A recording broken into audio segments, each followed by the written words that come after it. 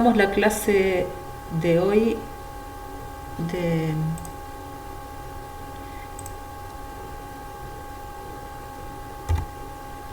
de Euclidiana, repasando apenitas algo de lo que vimos la vez pasada, que fue más que nada orientación en el plano, y esta posibilidad de tener pares semirrecta semiplano que pueden tener signo positivo o signo negativo. Acuérdense que un par semirrecta semiplano o un ángulo esté orientado positivamente significa que va de manera contraria a las agujas del reloj, y que un par semirrecta semiplano esté orientado negativamente es que va en el sentido de las agujas del reloj. Pero esto de apelar al sentido de las agujas del reloj es justamente una convención, y a nosotros lo que más que poder asignarle signo positivo o negativo al par, lo que nos interesa saber es si la transformación rígida que está actuando cambia los signos de los pares semirrecta semiplano, con lo cual no preserva orientación, o los mantiene con el mismo signo. O sea, el par de salida a alfa le aplicamos T y llegamos a prima, alfa prima. Lo que vamos a lo importante de lo de la orientación que hemos visto recién es que si el par de salida tiene signo positivo y el de llegada también tiene signo positivo, nuestra transformación entonces va a ser una transformación que preserva orientación. En cambio, si salimos de un par positivo y llegamos a uno negativo, la transformación no preserva orientación.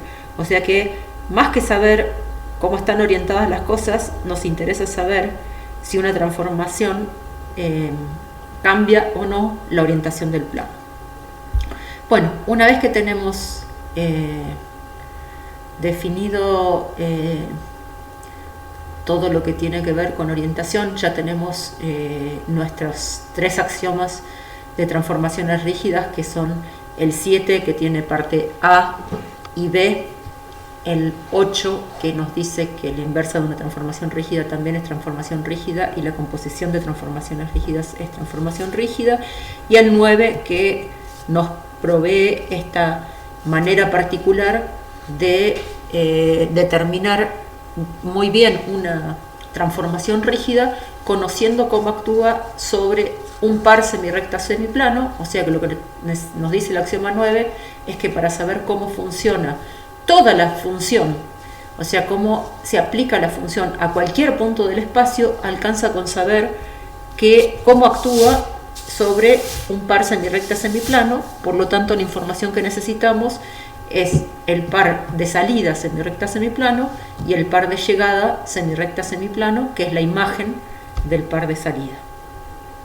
Vimos también en la clase anterior cómo sumábamos y ordenábamos segmentos. No hay nada muy raro con eso, simplemente para la suma geométrica de segmentos es poner un segmento a continuación de otro, y para comparar segmentos lo que hacemos es superponer uno con otro y ver el que queda adentro es el más chico, digamos. Y todo esto con un lenguaje, recuerden que la congruencia es una relación de equivalencia, entonces lo que vengo haciendo es todos los segmentos congruentes entre sí tienen son iguales en cuanto al orden, digamos, están ordenados, son exactamente iguales. Después, pero siempre que tengo 2 segmentos, puedo saber si esos segmentos son congruentes o cuál es mayor que cuál, ¿no? Y para los ángulos era importante, para poder compararlos, ver que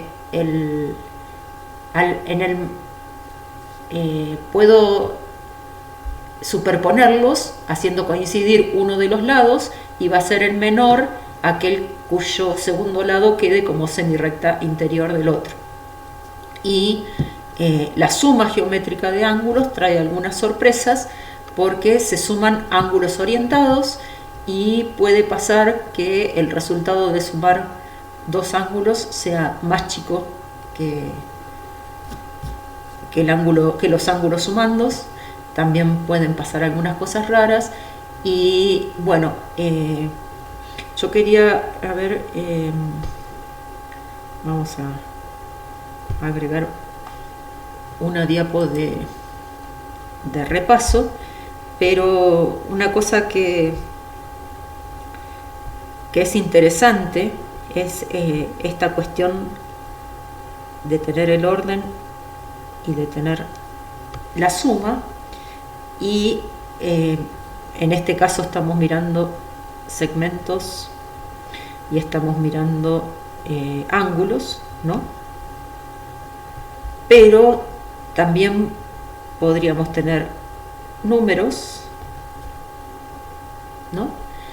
Y en esta cuestión el orden nos permite decir cuál es menor que cuál, pero está muy relacionado con la suma una vez que uno fijó una orientación, porque por ejemplo, vayamos a con los segmentos. Vamos a ilustrar esto que estoy diciendo. Lo que digo es que suma y orden están muy relacionados porque fíjense, si tengo dos segmentos que los quiero comparar, este y este, ¿sí? Entonces puedo ver también que me traigo una copia de este segmento acá y veo entonces, vamos a ponerle nombres, A, B, C, D, y me traje con E, o sea que T de A fue a C y T de B fue a E, ¿sí? Pero fíjense que al ser el segmento CE menor que ED, eso me dice también que si sumo geométricamente CD con ED, obtengo el CD, ¿no?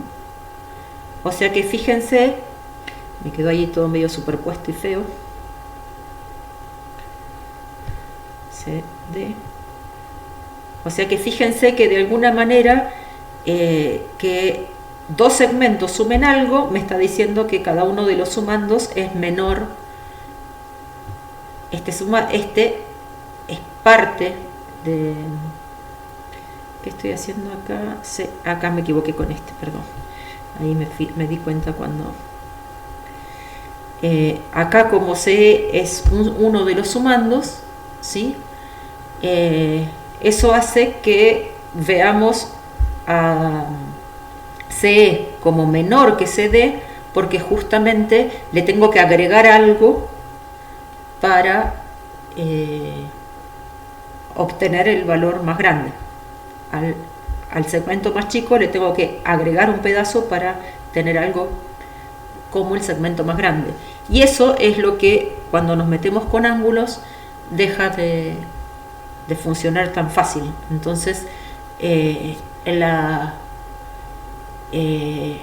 justamente el orden y la suma de ángulos son un poquito diferentes en cuanto a las propiedades que tienen que el orden y la suma de segmentos. Y habíamos visto también que la suma de segmentos se parece un poco a los naturales, digamos, porque siempre estamos sumando cosas positivas y no hay inversos, ¿no? Porque no los tenemos orientados a los segmentos. Bien, una vez que teníamos definido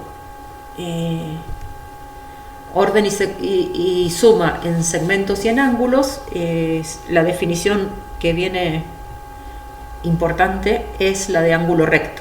El ángulo recto es la medida más natural de un ángulo, ¿no? Porque lo que pasa es que es congruente con su adyacente. O sea, cuando vemos dos ángulos rectos enseguida observamos que son congruentes, y ese era uno de los axiomas que usaba Euclides. ¿Se acuerdan en la primera clase que yo les comenté que Euclides había postulado que todos los ángulos rectos eran iguales entre sí? Entonces es como muy evidente que dentro de los ángulos también hay como un prototipo de comparación que es el ángulo recto. Y justamente, entonces un ángulo recto es aquel que es congruente con su adyacente. Todos los ángulos rectos son congruentes entre sí, podemos ahora ponerlo como demostración. Y si dos rectas se encuentran formando un ángulo recto, las llamamos perpendiculares, ¿sí? Resulta que si dos rectas se cortan de manera perpendicular, los cuatro ángulos que forman son congruentes entre sí. Fijémonos que este ángulo también es adyacente y congruente con el anterior, ¿sí? Porque por definición este ángulo es congruente con su adyacente. Entonces va a ser congruente con este y va a ser congruente con este. Y como este es recto, usando la definición, va a ser congruente con su adyacente. Entonces este y este van a ser congruentes. Como este es recto, este y este son congruentes, y así los pescamos por vecindad, que los cuatro ángulos son congruentes entre sí. Esto lo observamos acá, y esto también es importante, que la perpendicularidad es una relación simétrica. Si A es perpendicular a B, B es perpendicular a A, ¿sí? Pero no es una relación reflexiva, porque A no es perpendicular a sí misma, y no es una relación transitiva. Por ejemplo, si tengo A y tengo B, y tengo A es perpendicular a B y B es perpendicular a C, no tienen, entre A y C la relación no es de perpendicularidad. De hecho, en el plano funciona que A y C son perpendiculares. En el espacio esto ya no es cierto. Bueno, entonces, gracias a que tenemos el ángulo recto, ahora lo usamos para definir a los ángulos agudos, que son aquellos menores que un recto. Fíjense que lo que estamos comparando es este ángulo con el ángulo recto, y como esta semirrecta quedó interior, este ángulo resulta ser agudo. Este viene a ser exactamente un recto, y cuando comparamos el obtuso con el recto, resulta que el recto es el que queda adentro. Entonces ahí tenemos los ángulos obtusos. O sea, un ángulo agudo es menor que un recto y un ángulo obtuso es mayor que un recto. Bien, pasamos. Entonces ahora podemos clasificar triángulos de acuerdo a sus lados y de acuerdo a sus ángulos. Un triángulo se llama isósceles cuando tiene un par de lados congruentes. El tercer lado se llama base. Un triángulo equilátero es aquel que tiene sus tres lados congruentes. Falta definir acá triángulo escaleno cuando los tres lados son distintos, ¿sí?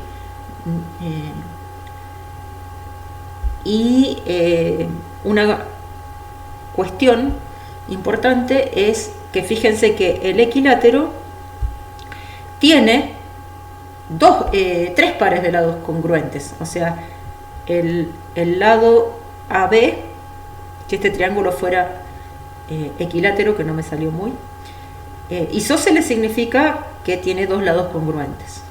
Lo que hace el equilátero es que los tres lados son congruentes, ¿sí?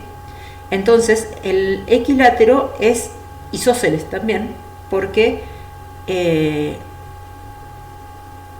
la definición dice que un triángulo es isósceles si tiene un par de lados congruentes. O sea que el equilátero, al tener un par de lados congruentes y más también, es un triángulo isósceles. Entonces, cuando demostramos algo para los triángulos isósceles, se va a cumplir para los equiláteros, porque digamos que para nosotros no hay, está funcionando con dibujito de diagrama de Venn, está funcionando que los equiláteros son un subconjunto de los isósceles, ¿sí? Bien, después tenemos la clasificación según los ángulos, que es acutángulo cuando tiene los tres ángulos agudos, obtusángulo cuando tiene un ángulo obtuso y rectángulo cuando tiene un ángulo recto. Un polígono se dice regular si tiene todos sus lados y todos los ángulos congruentes entre sí. El polígono regular de 3 lados es el triángulo equilátero, el polígono regular de 4 lados es el cuadrado. Notemos aquí que la definición habla de todos sus lados y todos sus ángulos. Por ejemplo, en triángulos coincide que equilátero y equiángulo son, uno implica al otro, pero ya con cuadriláteros no funciona eso, porque los rombos tienen los 4 lados congruentes y los rectángulos tienen los 4 ángulos congruentes, y ninguno de los dos es un polígono regular. O sea, este es equilátero, este es equiángulo, pero el que es equiángulo y equilátero a la vez es el cuadrado, ¿sí? Bueno, otra definición más, circunferencia, y acá nos podemos, esto es porque ya hemos establecido las cuestiones de comparar segmentos. Entonces ahora, ¿qué es una circunferencia?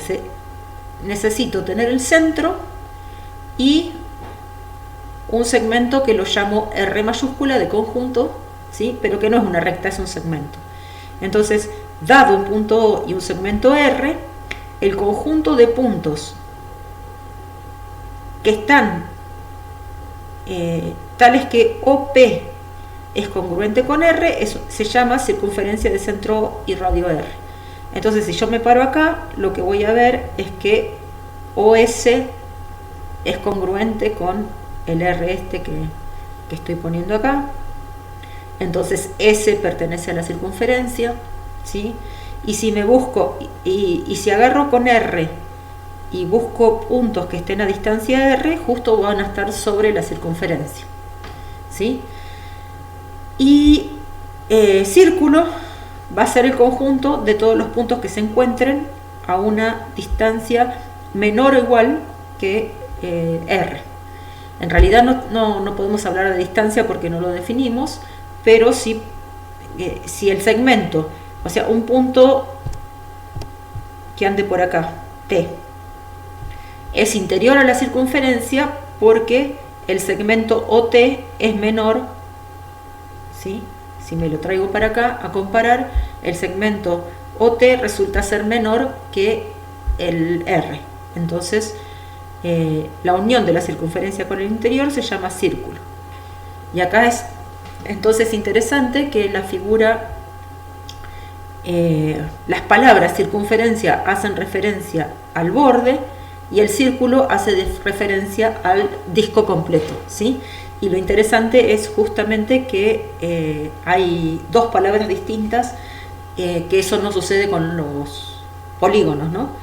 Cuando uno habla de triángulo, a veces tiene que aclarar si lo quiere relleno o lo quiere solamente el borde. Nosotros, como dimos una definición de triángulo, en esta materia vamos a entender que un triángulo es solamente el borde, ¿sí? Y cuando queramos referirnos al triángulo con su interior, vamos a hablar de la región triangular. En la circunferencia lo bueno es que tenemos dos palabras distintas para designar una cosa y otra. Entonces, cuando hablamos de circunferencia es solamente el borde, y cuando hablamos de círculo es relleno. Bueno, para establecer que dos polígonos son congruentes, necesitamos encontrar una T que me lleve de un polígono al otro polígono, ¿no? Si acá les pongo nombrecitos a estos puntos, es lo que dibujé acá, es un hexágono, y A' puedo ver, vamos a hacer más chiquita la flecha, A' anda por acá, pero fíjense que quedaron orientados de manera diferente. Este es congruente con este, BC, perdón,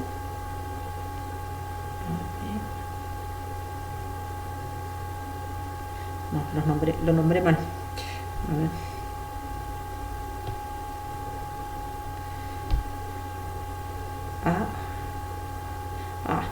Hice lío.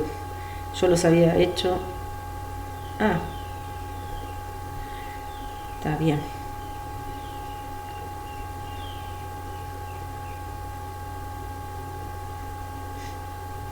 Me equivoqué con donde puse el A. Acá está prima, B prima, C prima, D prima, E prima, F prima. Ahí está. Ahí estamos viendo que AB es congruente con A prima, B prima. B prima, BC es congruente con B prima, C prima. CD es congruente con C prima, D prima. Acá este congruente con este con este y este con este, ¿sí?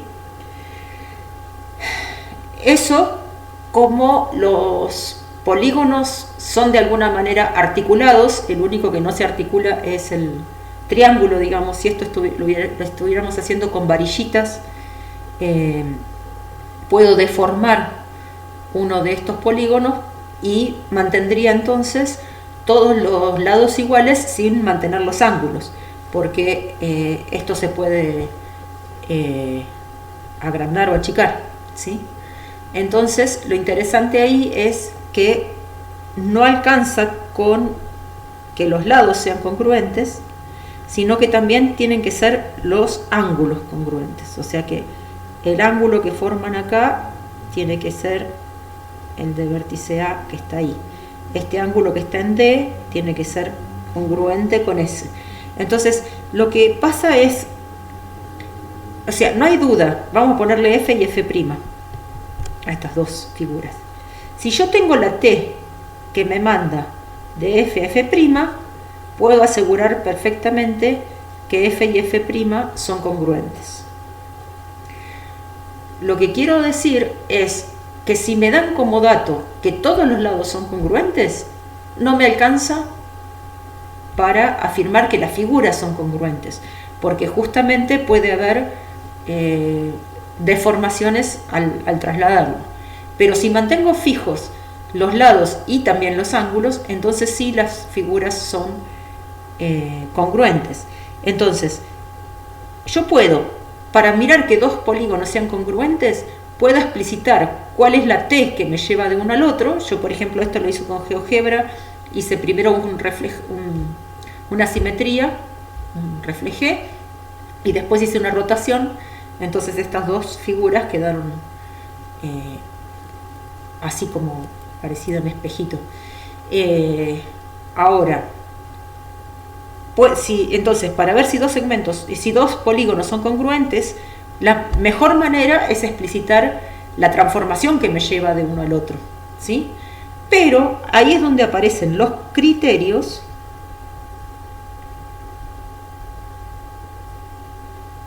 que los que son importantes son los de triángulos, porque fíjense que cualquier polígono se puede triangular. Entonces, si sé cómo pasar cada uno de los triángulos, voy a saber si estos polígonos son congruentes o no, mirando qué pasa en cada uno de los triángulos que van componiendo, ¿está bien? A uno y al otro. Entonces, ¿qué significan los criterios? Los criterios son maneras de saber si dos polígonos son congruentes sin necesidad de explicitar cuál es la transformación rígida que está trabajando. Eso es lo que vamos a hacer entonces con los triángulos para ver los criterios de congruencia de triángulos. Bueno, si se acuerdan de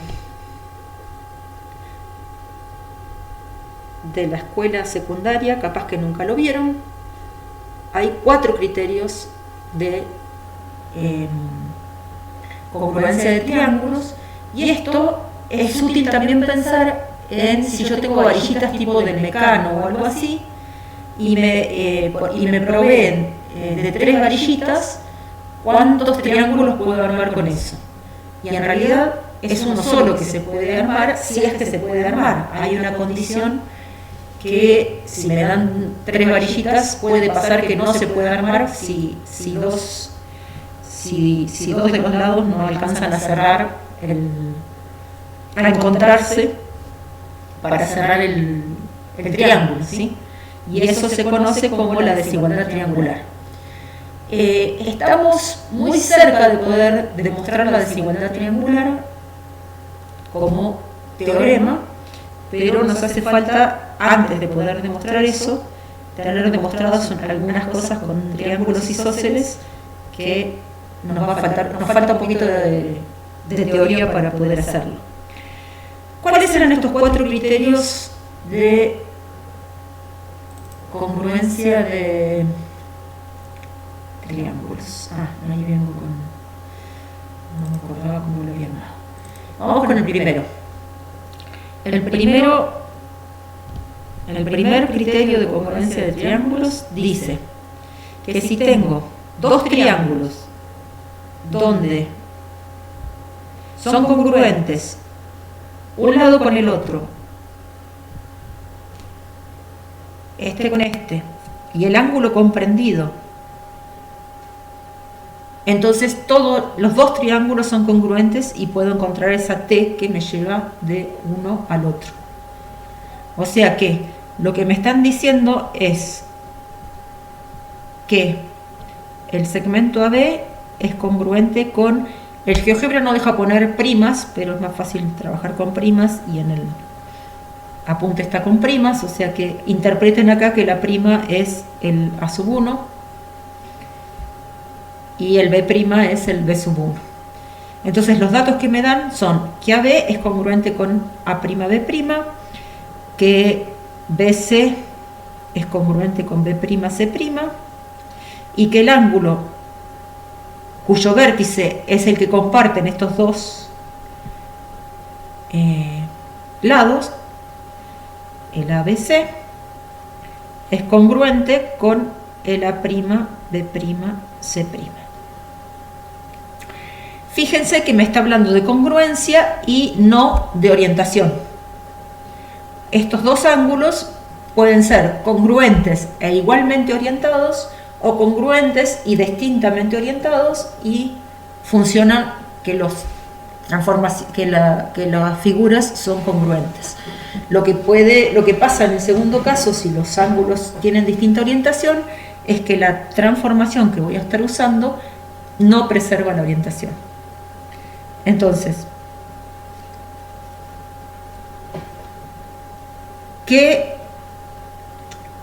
estos son los datos que tengo, y la tesis, o sea, a partir de esos datos, ¿qué es lo que voy a poder demostrar?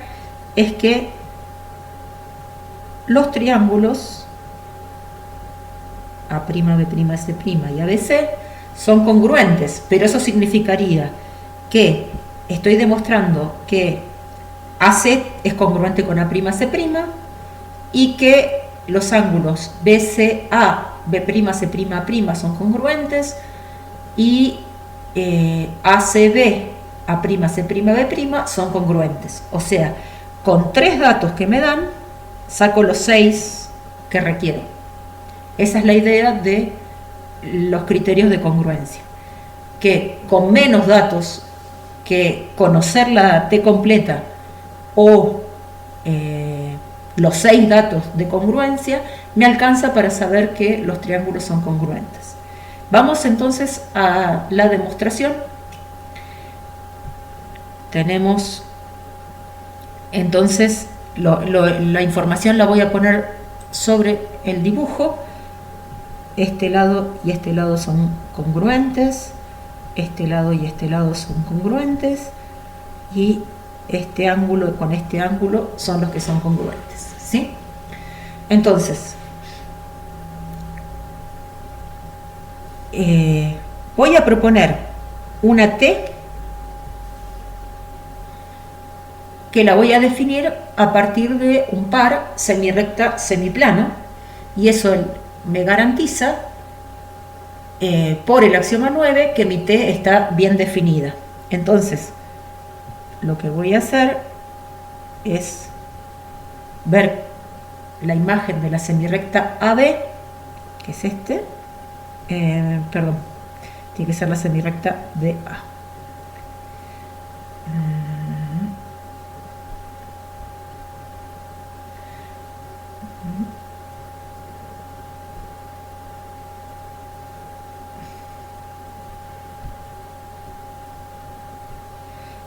Esta semirrecta es la que quiero, ¿sí? La que tiene origen en B, porque al ser B el vértice común es el que me interesa conocer cómo hacer para transportarlo, ¿sí? ¿A dónde les parece que va a ir la semirrecta AB como imagen? Obviamente que me interesa que este lado vaya a parar a el lado que es congruente, ¿no? Entonces, B va a ir a B sub 1 o a B', como les guste más, y A va a ir a sub 1. Voy a conservar la notación del libro, pongo las primas. Y para tener bien definida T, lo otro que necesito es mandar un semiplano. ¿Cuál es el semiplano que me interesa mandar? El que obviamente, además por definición, tiene que tener como borde la recta de la semirrecta que ya mandé. Así que no hay duda de que el borde de mi semiplano es BA. Pero tengo un lado del semiplano que es el que contiene el punto C y el otro lado que es el que no contiene el punto C. Parece bastante obvio que lo que me interesa es ver a dónde se dirige el semiplano de borde BA que pasa por C, ¿no? Y como la imagen es de esta semirrecta, voy a ir a un semiplano de borde B'A', pero me interesa que este triángulo tenga como imagen este triángulo. Entonces acá va a ser C'. Y ahora voy a usar lo que conozco de T, que son los axiomas 7, 8 y 9, para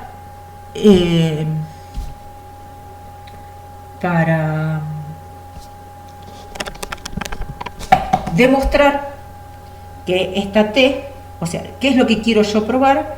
Que esta T me manda todo el ABC en el A', B', C'. O sea, esto es a lo que quiero llegar, porque de esa manera voy a estar probando que ABC y A', B', C' son congruentes, ¿sí? Entonces borro esta última parte.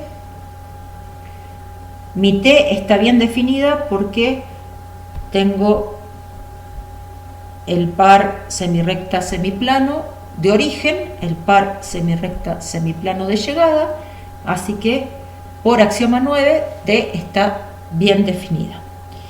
Ahora, ¿qué datos me da esta T?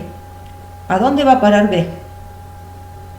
B, la imagen de B es B'.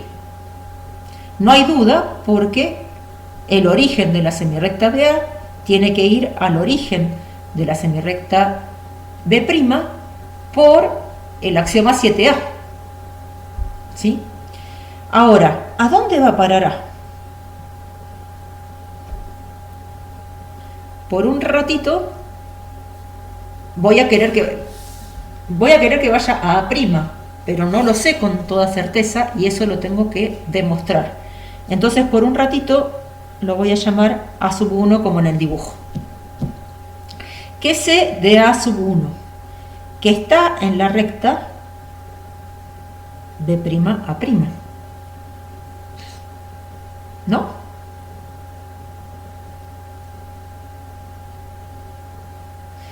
¿Y qué más sé de A1? Que B'A1 segmento es congruente con BA.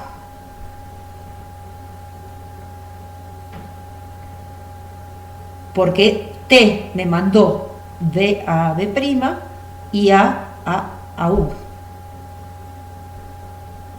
Ahora entonces uso la hipótesis. ¿Qué me decía la hipótesis? Que BA también era congruente con B'A'.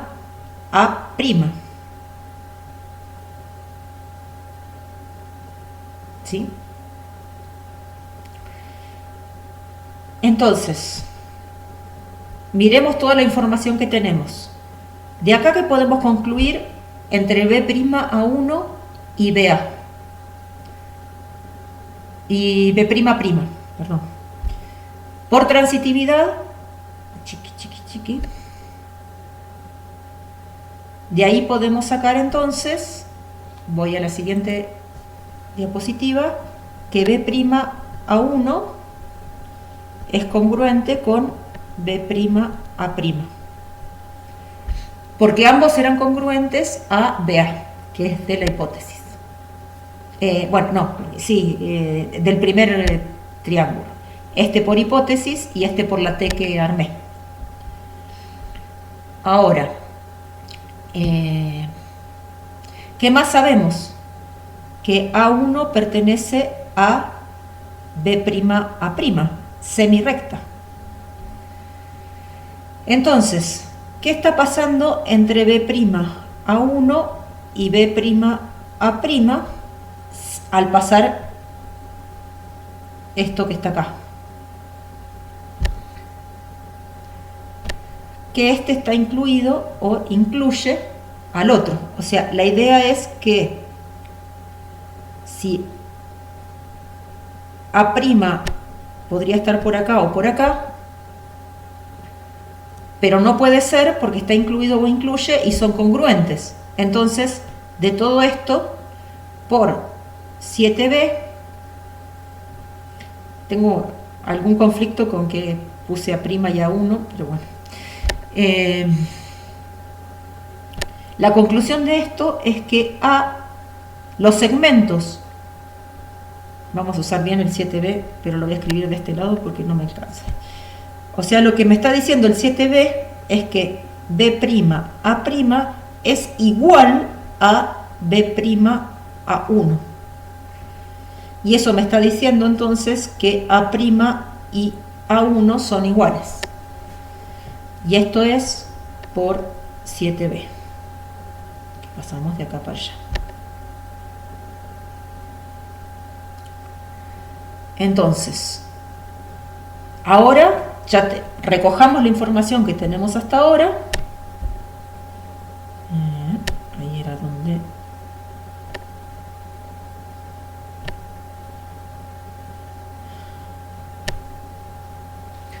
Recojamos la información que tenemos hasta ahora. ¿Qué tenemos? Que T de B fue a B' y que T de A va a A'. Este porque era el origen de la semirrecta de llegada. Y este porque acabamos de usar que la imagen de A tenía que ir a parar a la semirrecta B'A' y que los segmentos B'A1 y B'A' eran congruentes, con lo tanto son iguales por el 7b. Entonces A va a A'. Nos está faltando entonces ver esto que todavía no lo tenemos. Es esta parte la que vamos a hacer ahora.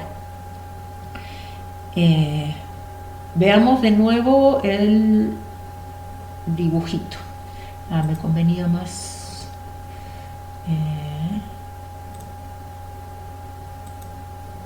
duplicar. Ahí está.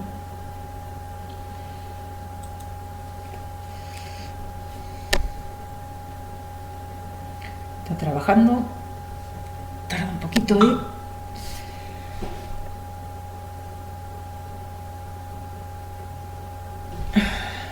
Bien. Bueno, yo lo que quería era el dibujito. También por ahí puedo cambiar de marco, me parece que no. Así. Bien. Bueno, entonces la pregunta era ¿cómo hacemos para mirar la relación entre C y C'? ¿Qué tenemos con nuestra T? Tenemos que me mandaba esta semirrecta en esta y este semiplano en este.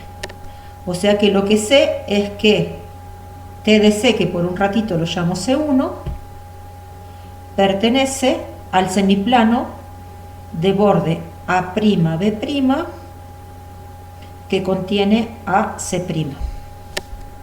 ¿Sí? Pero todavía no sé que C1 y C sean el mismo punto. Entonces, ¿qué hago? Borro. Voy a usar el 7B, pero ahora voy a transportar con T, voy a ver la imagen por T de la semirrecta BC. ¿Qué información tengo acerca de BC? Que B va a B' y que C va a C1. Pero que esto está contenido en el semiplano A'B', que contiene a C'. ¿Sí?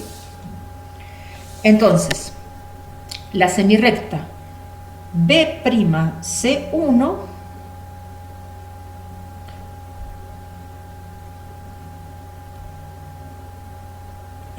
y vamos a hacer un pasito más, que es transportar el ángulo ABC. ¿Qué sabemos de esto? Que A va a A', que B va a B' y que C va a C1. Y que este ángulo está contenido en el semiplano A'B' que contiene a C'. Bien, entonces fijémonos, ya sabemos el primer lado del ángulo, sabemos perfectamente que va al primer lado del ángulo imagen, ¿sí? Y ahora la semirrecta BC va a ir a parar a la BC1. Estos dos ángulos entonces son congruentes. ¿Alguien está queriendo decir algo? Sí.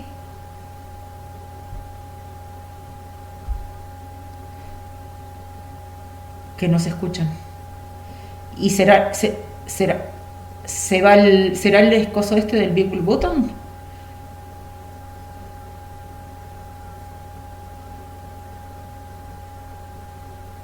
Bueno, si no corto y pasamos a Google Meet si prefieren.